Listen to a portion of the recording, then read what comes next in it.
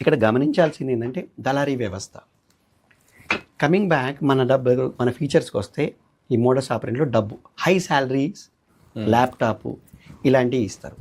ఇచ్చి వీళ్ళు ఏం చేస్తారంటే రాజు, దాని వెరీ నెక్స్ట్ స్టెప్ ఏంటంటే ఆ శాలరీ ఇస్తారు, దానిలో ఏదో వేరియబుల్ పే పెడతారు, అటెండెన్స్ అని, లేకపోతే ఏదో టాస్క్ అని, లేకపోతే ఇంకేదో ప్రాజెక్ట్ అని పెట్టి అవి చెయ్యకపోతే నీకు ఇంత తక్కువ ఇస్తామని చెప్తే 28,000, 30,000, 35,000 చేసింది 30,000 అయితే ఇచ్చేది 13,000 అని మన దగ్గరికి వచ్చిన అతను.